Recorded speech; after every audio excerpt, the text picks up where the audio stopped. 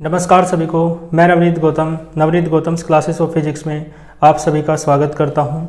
तो Newtonian mechanics आप लोग एमसीक्यूज़ कर रहे हैं, उसमें आज नेक्स्ट चैप्टर के एमसीक्यूज़ करते हैं जिसका नाम है रोटेशनल काइनेमेटिक्स। ठीक है, तो रोटेशनल काइनेमेटिक्स के एमसीक्यूज़ करते हैं। आप देखें, पहला एमसीक्यू आपके सामने होगा, पढ़ो उसे। क्या कह रहा है, देखो क्या कहा इसने। कहा relation between radial and tangent acceleration. ठीक है, रेडियल एक्सेलरेशन क्या होता है, यानी रेडियस वेक्टर के अलोंग। ठीक है, किसके अलोंग, रेडियस वेक्टर के अलोंग। ठीक, तो मैं बता देता हूं आपको, यानी अलोंग था रेडियस वेक्टर। ठीक है, जो रेडियस वेक्टर के अलोंग होता है, कौन, एक्सेलरेशन या कुछ भी चीज़, उसे आप कहते हैं रेडियल। चाहे एक्सेलरेशन हो तो रेडियल एक्सेलरेशन हो जाएगा, वेलोसिटी हो तो रेडियल वेलोसिटी हो जाएगी। और टेंजेंट क्या होता है ठीक है जी, तो टेंजेंट एक्सेलरेशन दूसरा हो जाता है जो टेंजेंट के अलोंग होता है। क्लियर है, तो इसका रिलेशन आपको बस याद रखना है। तो इसमें ये बी वाला ऑप्शन करेक्ट हो जाएगा, आर अल्फा, बल्कि आर अल्फा की जगह इन्होंने क्या लिख रखा है, अल्फा आर, तो वो तो कैसे भी लिख सकते हो, प्लस आर ओमेगा, इन दोनों के होल स्क्वायर का जो अंडर रूट है वो होता है आपका इन दोनों के बीच रिलेशन। ठीक है, तो इसे आप याद रखेंगे, ये कौन सा पार्ट है, बी। क्लियर है, तो आर अल्फा का whole square plus R omega का होल स्क्वायर और सारे का अंडर रूट, यानी option number B is the correct option. ठीक है जी, इसके बाद दूसरे में चलते हैं। दूसरा क्वेश्चन पढ़ो। इसने कहा, देखो दूसरा कितना आसान है, आप खुद बता सकते हैं इसका आंसर। क्या कहा, द रिलेशन बिटवीन, आपसे रिलेशन पूछा है किस किस के बीच, linear velocity and angular velocity. तो आप जानते हो लीनियर वेलोसिटी v होती है और एंगुलर वेलोसिटी होती है ओमेगा। ठीक है जी, तो आपको इनके बीच फॉर्मूला पता है, v बराबर r इंटू ओमेगा। ठीक है, ये तो 11th क्लास में भी पढ़ा होगा आपने, रेखीय वेग और कोणीय वेग में संबंध का सूत्र, यानी relation between linear velocity and angular velocity. तो ऑप्शन नंबर सी आपका करेक्ट हो जाएगा। ठीक है जी, क्लियर है। इसके बाद देखो क्वेश्चन नंबर 3। देखो क्वेश्चन नंबर 3 में क्या कहा, क्वेश्चन नंबर 3 में कह रहा है, इस simple harmonic motion is necessarily, जो सिंपल हार्मोनिक मोशन होती है ना, वो नेसेसरीली यानी आवश्यक रूप से कैसी होती है। ठीक है, तो देखो ये आपका पढ़ा है आपने 4th यूनिट में, तो मैंने सिंपल हार्मोनिक मोशन आपको पढ़ाई है, तो बताया था। उससे पहले सिंपल हार्मोनिक मोशन पढ़ाने से पहले मैंने आपको ऑसिलेटरी मोशन भी बताया था और पीरियोडिक मोशन भी बताया था। आप अपने नोट्स में देखो या वीडियो उसकी देखो। ठीक है, तो क्या होता है, दोनों होती है। ठीक है, इसमें पहला ऑप्शन दिया है पीरियोडिक मोशन। तो पीरियोडिक मोशन मैं बता दूँ आपको क्या है। जैसे ये है मिड पॉइंट। अब देखो कोई पार्टिकल है, इधर जाता है, फिर इधर आता है, फिर इधर जाता है, ऐसे ऐसे मोशन कर रहा है। ठीक है जी, तो अपनी जो एक निश्चित बिंदु है उसकी पुनरावृत्ति करता है, रिपीटेशन करता है ना। देखो मान लो t बराबर 0 पे वो यहाँ था। ठीक है, जब शुरुआत थी, फिर ऐसे गया, फिर ऐसे गया, फिर ऐसे आया, तो t बराबर मान लो t टाइम पर। ठीक है, फिर दोबारा यहाँ से आएगा, फिर उतने ही टाइम बाद फिर यहाँ से गुजरेगा। तो इसका मतलब है अपनी निश्चित जो बिंदु है उसकी क्या हो रही है, पुनरावृत्ति हो रही है। ठीक है, बार बार अपनी इस पोजीशन को रिपीट करता है वो पार्टिकल। तो इस टाइप की मोशन को आप क्या कहते हैं, पीरियोडिक मोशन। ठीक है जी, यानी आवर्त गति, क्योंकि आवर्ती हो रही है ना बार बार, तो इसे कहते हैं पीरियोडिक मोशन, यानी कि आवर्त गति। और देखो इसके बाद बी ऑप्शन में क्या कहा, ऑसिलेटरी मोशन। तो ऑसिलेशन तो आप समझते हो, दोलनी गति कहते हैं इसे। ठीक है, तो दोलनी गति या ऑसिलेटरी मोशन वो भी मैंने आपको पढ़ा रखी है। तो इन दोनों का कॉम्बिनेशन होती है कौन सी मोशन, जिसका नाम है simple harmonic motion. Simple harmonic motion यानी सरल आवर्त गति, ठीक है। तो मैंने पढ़ा रखा है अच्छे से, तो दोनों का कॉम्बिनेशन मतलब दोनों चीज़ें इसमें होती हैं, ठीक है। पीरियोडिक मोशन मैंने आपको बताई, और वाइब्रेटरी मोशन में क्या होता है, रिपीटेशन जो होता है, ठीक है। और यहाँ पे क्या है, सिंपल, तो इसका मतलब है एलोंग ए स्ट्रेट लाइन, ठीक है। Along a straight line motion हो रही है, और हार्मोनिक, हार्मोनिक का अर्थ होता है पीरियोडिक, ठीक है। तो इस तरीके से मोशन होती है ये वाली, ये सिंपल हार्मोनिक मोशन है। यदि आप बार बार एक ही पाथ पर बार बार अपने, है ना, किसी पॉइंट का रिपीटेशन कर रहे हो, तो वो मैंने समझा रखा है, इतना विस्तार में जाने की आवश्यकता नहीं है, आप सबने पढ़ रखा है, ठीक है। तो simple harmonic motion periodic motion भी होती है और ऑसिलेटरी मोशन भी होती है। तो इसका मतलब है, ऑप्शन पढ़ लो अब क्या कह रहा है, पीरियोडिक है, ऑसिलेटरी है, तो सी ऑप्शन करेक्ट हो जाएगा, जिसमें लिखा है बोथ ए एंड बी। इसमें ए और बी दोनों ऑप्शन आपके करेक्ट हो जाएंगे, ठीक है जी। इसके बाद चलो फिर कौन से पर, फोर्थ पर।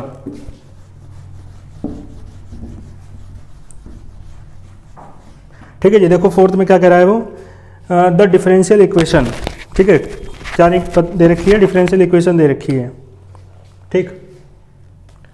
डिफरेंशियल इक्वेशन यानी अवकल समीकरण दे रखी है of SHM, simple harmonic motion की। क्या दे रखी है, d2y/dt² प्लस 400y और बराबर में है 0, ठीक है। आपने पढ़ी है जो डिफरेंशियल इक्वेशन होती है एसएचएम की, वो इस टाइप की होती है, d2y/dt² प्लस ω² y बराबर 0। तो यहाँ से ω² किसके बराबर है, तुलना करोगे तो 400 के, ठीक है जी। और ओमेगा बराबर होता है 2πn, ठीक है। तो 2πn का स्क्वायर होल स्क्वायर बराबर 400, ठीक है। आपसे पूछा है frequency of the motion, frequency पूछी है यानी n, तो हो जाएगा 4π² n² बराबर 400, n² बराबर 400/4π², अंडर रूट लो दोनों तरफ का, तो 20/2π आएगा, तो यानी n बराबर 10/π, ठीक है। ये आपका आंसर हो जाएगा फोर्थ का 10/π, जो कि है आपका ऑप्शन नंबर डी, ठीक है जी। इसमें आपको कोई डाउट नहीं होगा। चलो इसके बाद क्वेश्चन नंबर 5 पर चलते हैं। क्वेश्चन नंबर 5 पढ़ो क्या कह रहा है।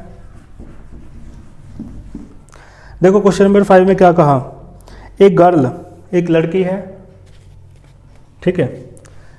एक girl is swinging on A swing, एक लड़की है झूल रही है, स्विंगिंग माने झूल रही है, ऑन ए स्विंग एक झूले पर, ठीक है जी। इस तरीके से है, ये झूला है, ठीक है जी। और यहाँ पे एक लड़की बैठी है अब मैं लड़की तो बना नहीं सकता, आप बस कुछ कल्पना कर लो इस तरीके से, ये लड़की है, ठीक है। ये है ना पैर है, इस तरीके देख सकते हो, और है ना यहाँ पे चलो थोड़ा सा आकृति बना देते हैं, तो ये लड़की है, ठीक है जी। तो एक बात देख के बताओ आप लोग, when the same girl stands up, जब ये लड़की खड़ी हो जाती है झूले पर, तो पीरियड जो है ना, टाइम पीरियड, उस पर क्या फ़र्क पड़ता है। देखो आपको टाइम पीरियड जो है पता होगा, फॉर्मूला होता है टाइम पीरियड का 2π√L/g, ठीक है जी, झूले के लिए या पेंडुलम के लिए जो होता है। और मान लो इस की जो सेंटर ऑफ ग्रेविटी है लड़की की, सेंटर ऑफ मास है, ठीक है जी, वो यहाँ पे है, ये है सेंटर ऑफ ग्रेविटी, ये सेंटर ऑफ मास कहते हैं। भाई आधा शरीर तो नीचे है, पैर नीचे है ना, और ठीक है पैर से ऊपर जो बॉडी का पार्ट है वो ऊपर होगा, तो सेंटर ऑफ ग्रेविटी लड़की का बीच में तो होगा यहाँ पे, ठीक है। तो इसका मतलब है सेंटर ऑफ ग्रेविटी यहाँ पे है, और आप ये है पॉइंट ऑफ सस्पेंशन, जहाँ से ये झूला लटका है। तो देखो जो L डिस्टेंस होती है ना, ये पॉइंट ऑफ सस्पेंशन, जहाँ से झूला लटका है ना, बांधा गया है, ठीक है, वहाँ से लेकर सेंटर ऑफ ग्रेविटी तक की डिस्टेंस होती है, ये लेंथ जो होती है पेंडुलम की है ना, या जो झूला है। लेकिन अब क्या कह रहे हैं, अब ये कह रहे हैं कि जो झूला है ना, इस पे लड़की खड़ी हो गई, ठीक है जी, कुछ देख लो क्या बनाऊं, ठीक है जी। तो आप देखो कुछ इस तरीके से, चलो आपको लोगों को भी हंसी आएगी, ठीक है जी। ये रही, ठीक है जी, ये खड़ी हो गई। तो देखो ध्यान देना, पहले इसका आधा शरीर नीचे था, आधा ऊपर था, तो जो सेंटर ऑफ ग्रेविटी थी ना वो यहाँ थी, लेकिन अब सेंटर ऑफ ग्रेविटी इस तरीके से है ना, यहाँ पे होगी सेंटर ऑफ ग्रेविटी, ठीक है, क्लियर है। क्योंकि centre of gravity, centre of mass जो होता है ना, वो किसी भी बॉडी के बीच में होता है, जिस पर सेंटर ऑफ मास मैंने पढ़ा रखा है।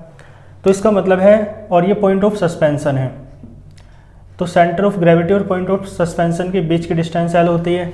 तो देख के बताओ, एल घट ना गई जब लड़की खड़ी हो गई तो, और जब एल घटेगी तो जो टी है ना वो अंडर रूट एल के डायरेक्टली प्रोपोर्शनल है, यानी लंबाई बढ़ेगी तो टी बढ़ेगा और लंबाई घटेगी तो टी घट जाएगा। तो अब लड़की खड़ी हुई ना झूले पर, तो लंबाई घट गई, और लंबाई घटेगी तो टाइम पीरियड क्या हो जाएगा, ठीक है, टाइम पीरियड क्या हो जाएगा, डिक्रीजेज, ठीक है जी, घट जाएगा। अब देख लो ऑप्शन कौन सा है, 5वां था ना, will be shorter, B option correct हो जाएगा, ठीक है जी, विल बी शॉर्टर, घट जाएगा, कम हो जाएगा, ठीक है। तो इसका ऑप्शन नंबर बी करेक्ट हो जाएगा। चलो, है ना भैया, इस चीज़ के लिए माफ़ करना मेरे पास मतलब ड्राइंग मानव आकृति नहीं आती, सिंदरी तो मुझ पर आती है काफ़ी अच्छे से, ठीक है। तो आप कल्पना कर लें, है ना, एक सुंदर सी लड़की की, है ना, ये केवल एक बनाने के लिए था। आगे देखो क्वेश्चन नंबर कौन सा है, ठीक है। कल्पना क्या करनी भाई, देखो ये सच्चाई है, जो प्रकृति होती है ना, जो ईश्वर होता है या प्रकृति कहें, तो उसने हर किसी को विशेषता दी है, और उसने पुरुष को एक विशेषता दी है कि वो कठोर है, उसकी थोड़ी शक्ति शारीरिक ज़्यादा है, तो उसी के परिणाम स्वरूप उसने स्त्री के साथ भी भेदभाव नहीं किया, उसे क्या दिया है, विनम्रता दी है, कोमलता दी है और सौंदर्य दिया है। तो किसी के पास कुछ ज़्यादा है, किसी के पास कुछ ज़्यादा है, लेकिन सभी के साथ बराबरी की है प्रकृति ने, ठीक है। तो इसलिए लड़की सुंदर होती ही है, कहने की आवश्यकता नहीं है, क्लियर है। चलो अगले क्वेश्चन पे चलते हैं। देखो छठा क्या कह रहा है, amplitude in a simple harmonic motion. जो एम्पलीट्यूड है ना, यानी आयाम, जो सिंपल हार्मोनिक मोशन में वो कितना दे रखा है, ए। आगे कहा, एंड इट्स टाइम पीरियड, जो टाइम पीरियड है वो टी दे रखा है। तो मैक्सिमम इंस्टेंटेनियस वेलोसिटी, वेलोसिटी पूछ रहा है। देखो भैया, वेलोसिटी पूछ रहा है, और आप फॉर्मूला जानते हैं, v बराबर आर इंटू ओमेगा, आर की जगह ए है तो v बराबर ए इंटू ओमेगा हो जाएगा, और आप जानते हैं ओमेगा बराबर होता है 2 पाई अपॉन टी, पढ़ा है ना। तो v बराबर हो जाएगा 2 पाई a अपॉन टी, ठीक है। ए को भाई बाद में लिख लिया, तो देखो 2 pi a upon T, option number C इसका करेक्ट हो जाएगा, ठीक है जी। Option number C is correct answer. आसान था ये भी। इसके बाद देखो 7वें पे चलो।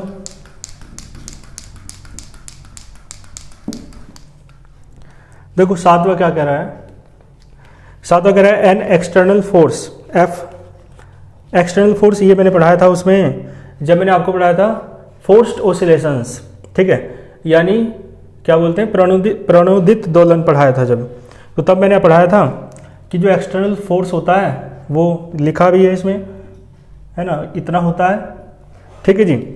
और जो नेचुरल फ्रीक्वेंसी है वो ओमेगा नोट दे रखी है। तो आपसे पूछा है जो फ्रीक्वेंसी ऑसिलेटर की है यानी ओमेगा, वो किसके बराबर होगी, किसमें, स्टेडी स्टेट में, ठीक है जी, स्टेडी स्टेट। तो मैंने आपको एक कंडीशन पढ़ाई थी स्टेडी स्टेट, या जिसे आप रेजोनेंस की कंडीशन कहते हैं, 4th यूनिट में। कुछ क्वेश्चन यहाँ पे 4th यूनिट के दे रखे हैं।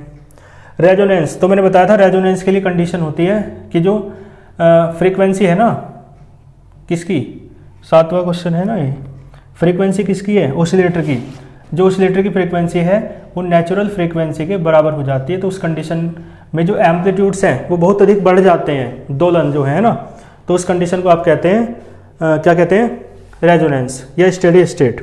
तो इसमें ओमेगा जो है ना ओमेगा नोट के बराबर हो जाएगा। ऑप्शन नंबर डी आपका करेक्ट हो जाएगा, 7वें का डी, ठीक है, 7 का डी। क्लियर है?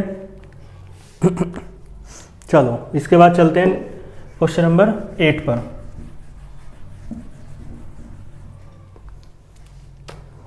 देखो क्वेश्चन नंबर 8 क्या कह रहा है, which one is the correct relation, कौन सा करेक्ट रिलेशन है। तो देखो बी और सी फॉर्मूला तो आप जानते ही हो, इनसे तो परिचित हो। जो बी फॉर्मूला है वो स्प्रिंग के लिए है ना, मैंने करा रखा है 4th यूनिट में, और जो सी है वो पेंडुलम के लिए है, और ये जो फर्स्ट वाला है ये आपने पढ़ा नहीं होगा, तो ये फॉर्मूला भी आपका करेक्ट है। तो इसमें डी ऑप्शन आपका करेक्ट हो जाएगा, तीनों ही फॉर्मूले सही हैं, ठीक है जी। इसके बाद देखो जो 9th क्वेश्चन है, इसमें आपसे कहा if a simple pendulum falls freely under gravity, ठीक है जी। कोई सिंपल पेंडुलम है, यहां से बंधा था ऐसे, अब ये यहां से टूट गई रस्सी, तो रस्सी टूटेगी तो नीचे गिरेगा, है ना, ऐसे तो नीचे गिर जाएगा। फॉल्स फ्रीली, और किसके अंतर्गत गिरेगा, ग्रेविटी के, ग्रेविटी खींचेगी ना नीचे की ओर। तो पूछ रहा है टाइम पीरियड कितना हो जाएगा। देखो एक बात सुनो, आप एक फॉर्मूला जानते हो, ये वाला n बराबर होता है 1/t, तो बताओ भैया t बराबर क्या हो जाएगा 1/n। और एक को बताओ पेंडुलम क्या करता है, पेंडुलम एक काम करता है, क्या पता है सबको, इस तरीके से, ठीक है, दोलन तो करता है, ओसिलेशन, तो पेंडुलम ओसिलेशन करता है, और जब ये यहाँ से टूट जाएगा तो ओसिलेशन थोड़ी ना करेगा। इसका मतलब है जब ओसिलेशन नहीं करेगा तो जो फ्रीक्वेंसी है 0 हो जाएगी। फ्रीक्वेंसी यानी 1 सेकंड में करने वाले दोलनों की संख्या, ठीक है। Number of oscillations in 1 second कितना हो जाएगा, 0, क्योंकि दोलन ओसिलेशंस कर ही नहीं रहा। तो n यदि 0 हुआ तो t क्या हो जाएगा, इन्फिनिटी, ठीक है जी। तो इसमें देखो ऑप्शन कहा the time period will be, यदि ये सिंपल पेंडुलम गुरुत्वाकर्षण के अंतर्गत नीचे गिरता है तो इसका टाइम पीरियड कितना हो जाएगा, इन्फिनिटी, ठीक है। Option number C is the correct, ठीक है जी, समझ में आ रहे हैं। इसके बाद चलते हैं क्वेश्चन नंबर 10 पर।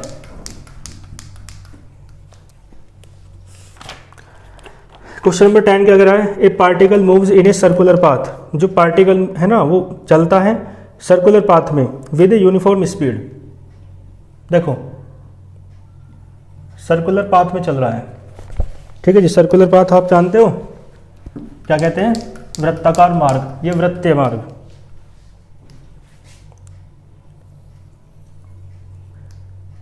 ठीक है जी। देखो तो सर्कुलर पाथ में यदि चल रहा है ये, तो पूछ रहा है आपसे इट्स मोशन, इसकी जो मोशन है कौन सी होगी। देखो और यूनिफॉर्म स्पीड से चल रहा है, तो जो मोशन होगी ना, एक तो होगी यूनिफॉर्म सर्कुलर मोशन, ये भी मैंने पढ़ा रखा है 1st यूनिट में, यूनिफॉर्म सर्कुलर मोशन, एक समान वृत्तीय गति। और एक बात और है, मान लो देखो ये बिंदु है कोई P, तो देखो यहाँ से गुजर के जाएगा, फिर एक निश्चित समय अंतराल के बाद, फाइनाइट टाइम इंटरवल के बाद फिर यहाँ से गुजर के जाएगा, फिर एक फाइनाइट टाइम इंटरवल के बाद फिर यहाँ से गुजर के जाएगा, है ना। मान लो 30 मिनट बाद यहाँ से गुजर के जा रहा है, फिर 30 मिनट बाद गुजर के जा रहा है। इसका मतलब किसी निश्चित समय अंतराल के पश्चात, after a finite time interval, ठीक है, द पार्टिकल क्या करता है, रिपीट इट्स पोजीशन, अपनी स्थिति को क्या करता है, ठीक है, क्या करता है, रिपीट करता है। क्लियर है। तो इस टाइप की मोशन को मैंने अभी बताया था आपको, पीरियोडिक मोशन भी कहते हैं, आवर्त गति। अब देख लो कौन सा ऑप्शन है, 2 टाइप की मोशन ये होगी, कौन सा भी ऑप्शन हो वही लगा दो, यदि दोनों हो तो दोनों हो जाएंगे, ए और बी।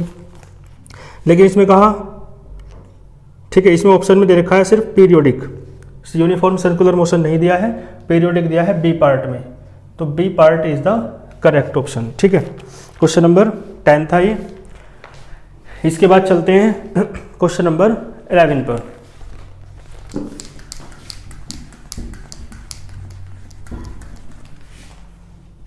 क्वेश्चन नंबर 11, ठीक है जी। देखो क्या कहा इसमें, ए मास m, कोई मास है कैपिटल M, ठीक है, वो कहा इज सस्पेंडेड, लटका है फ्रॉम ए स्प्रिंग, स्प्रिंग के द्वारा ऑफ नेग्लिजिबल मास, ऐसी स्प्रिंग के द्वारा लटका है जिसका मास क्या है, नेग्लिजिबल है, नगण्य है।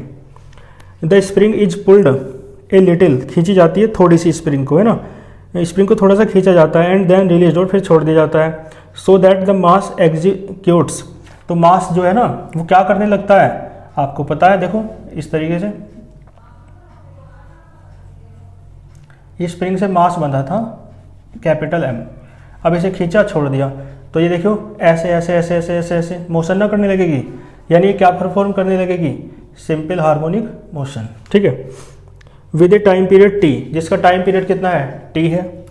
तो if the mass is increased by M, इसने कहा यदि मास जो है ना, देखो भाई ध्यान देना, पहले तो मास कितना था, कैपिटल एम, अब मास कितना कर दिया, बढ़ाकर, इसने कहा यदि स्मॉल एम और बढ़ा दिया जाए, तो पूछ रहा है और पहले टाइम पीरियड कितना था, देखो पहले टाइम पीरियड था t1 बराबर t, अब पूछ रहा है क्या पूछा, तो देन टाइम पीरियड बिकम्स, जो टाइम पीरियड है ना वो हो जाएगा 5t/4, तो पूछ रहा है रेशो बताओ small M upon capital M का अनुपात बताओ। तो देखो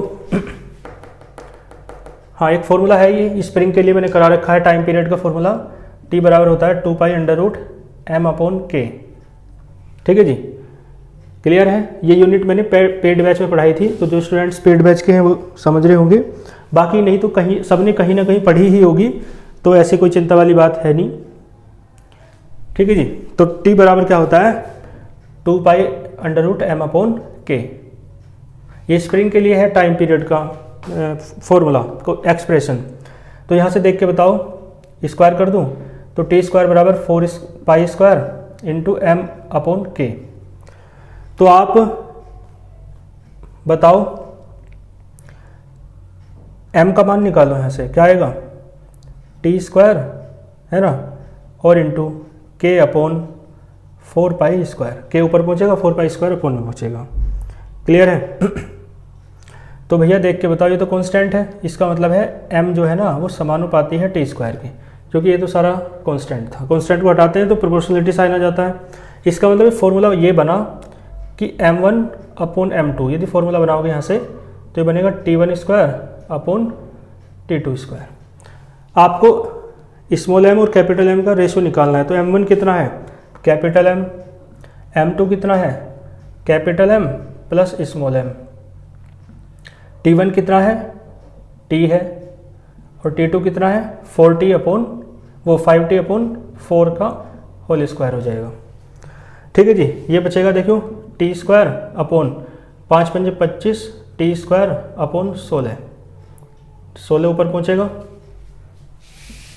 देखो capital M upon capital M plus small m बराबर कितना हुआ, t² से t² कटा और ये बचेगा 16/25, क्रॉस मल्टीप्लाई कर दो तो 25 कैपिटल M बराबर 16 capital M plus 16 small m, ये बचेगा 9, इधर घटाओगे ना तो 9 कैपिटल M बराबर 16 small m।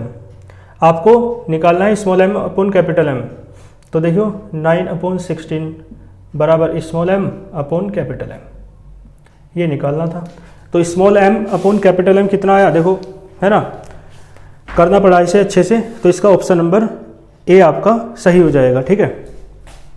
Option number A is the correct answer, clear है।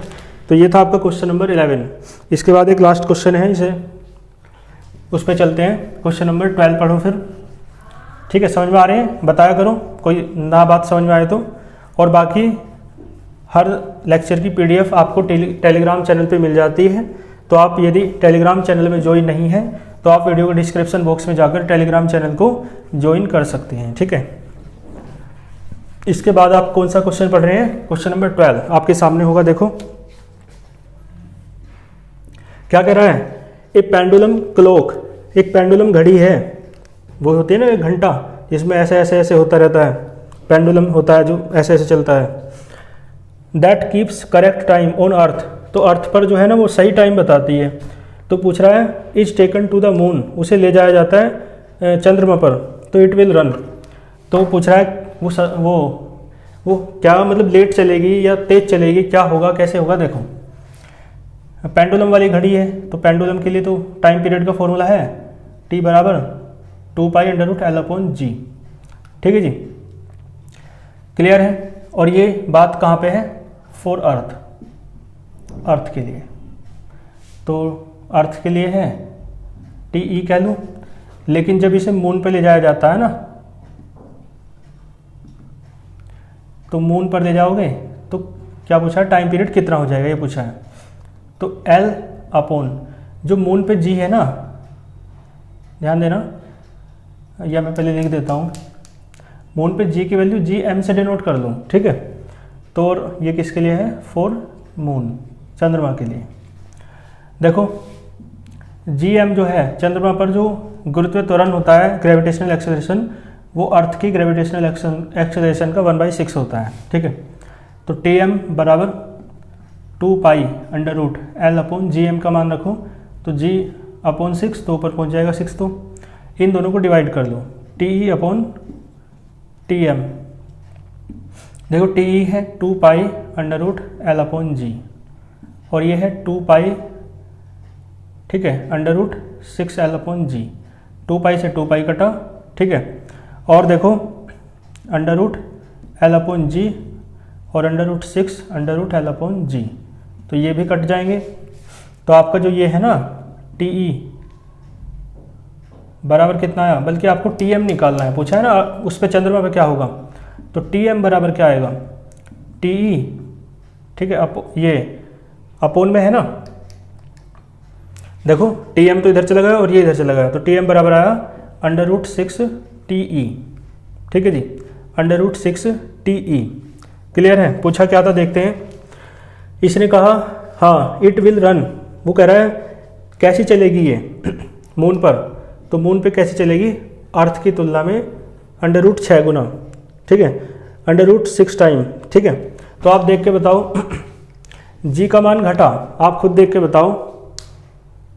देखो यहाँ से देखो G का मान घटा तो √6 गुना, √6 आ गया है तो √6 गुना क्या हो जाएगी, स्लो हो जाएगी। क्लियर है।